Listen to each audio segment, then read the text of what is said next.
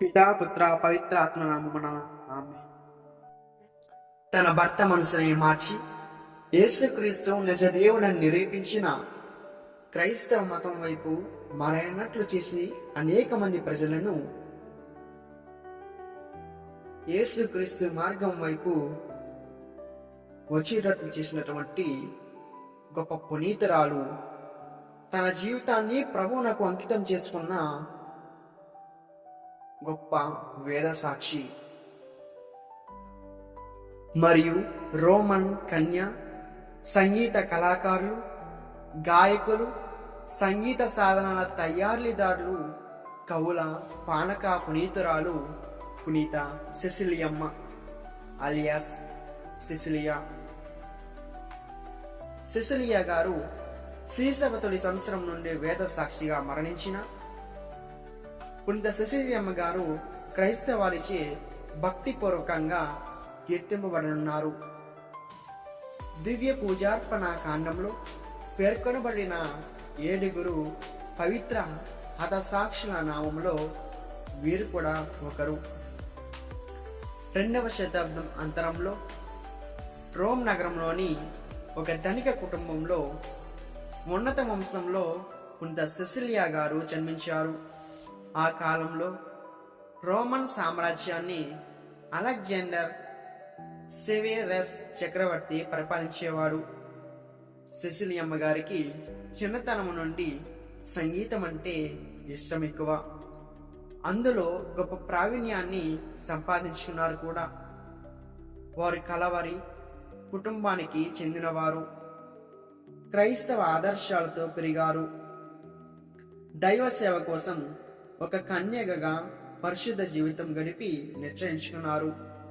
ఉపవాసాలు ఆచరిస్తూ అన్ని రకాల జప తప దాన కృత్యాల్ని నిర్వహించేవారు.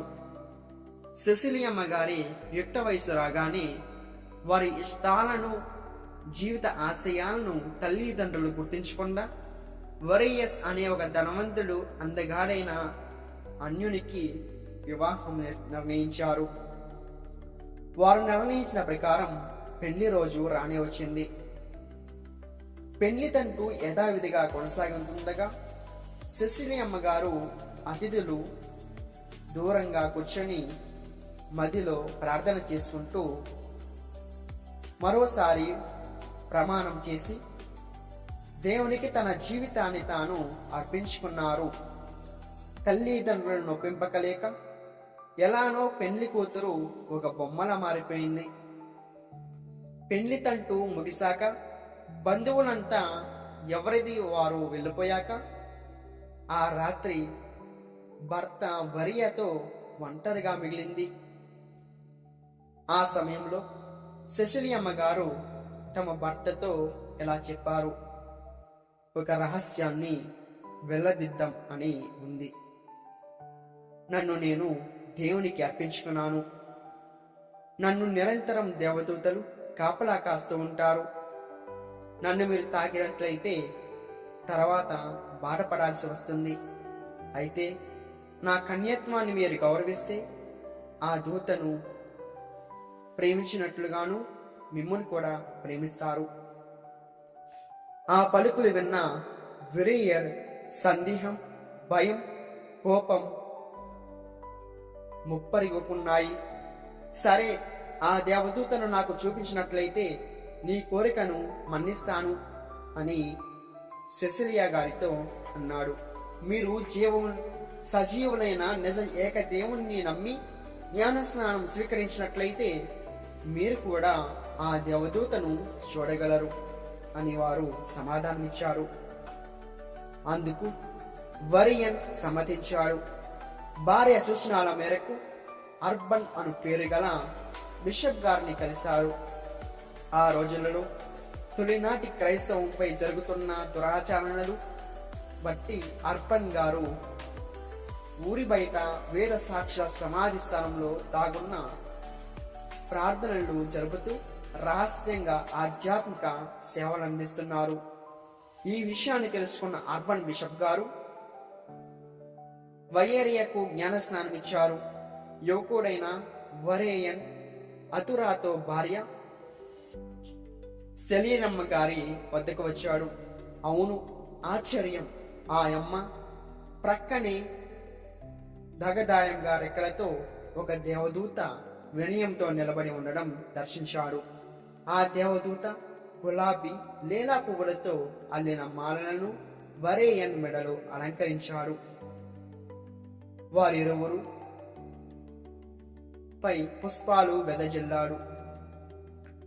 తనకు జరిగిన ఈ గౌరవానికి తన అంతరంగంలో అనిర్వచనీయంగా పెళ్ళబీకే ఆనందాన్ని విస్మయం చెందాడు. తన భౌతిక శరీరం కూడా గాలిలో తేలినట్లే గొప్ప అనుభూతిని అబ్బరపడ్డారు.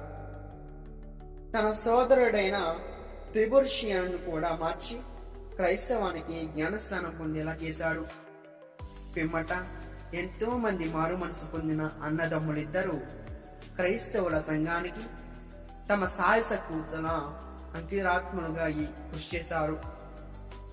క్రైస్తవ వేద హింసలు అధికంగా ఉన్న ఆ దినాలలో అల్మిచియన్ తీర్పిరిగా క్రీస్తు అనుచరులకు మరణశిక్ష విధించేవాడు.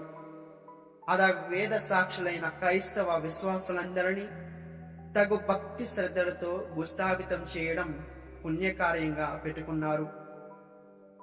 అయితే దబ్బరా దేవులైన జుపిటర్కు మొక్కడానికి నిర్ద్వంద్వంగా తిరస్కరించినందుకు అన్నదమ్ములిద్దరిని కూడా మరణశిక్ష విధింపబడింది. వీరి తలలను నరికించడానికి మ్యాక్సిమన్ అను రోమన్ అధికారి నియమించబడ్డాడు.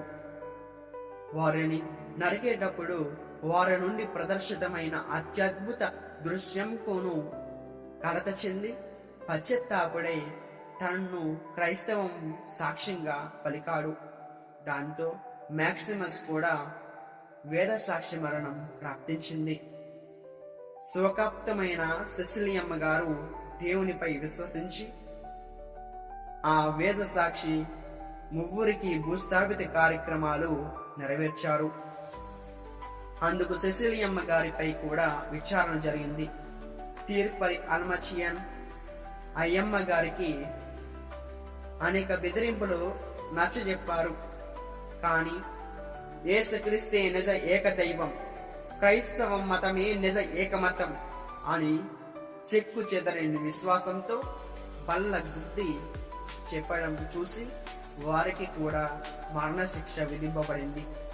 అందుకై ఆమె ముక్కు నోరు ముయ్యబడి ఆమె స్నాన గదిలోనే శిక్ష అమలు తీర్చి ఇవ్వబడింది. ఈ శిక్ష సెసిలియమ్మ గారి యందు విఫలమైంది. దాంతో తల తీసివేయబడి అలజడయం ఇవ్వబడింది.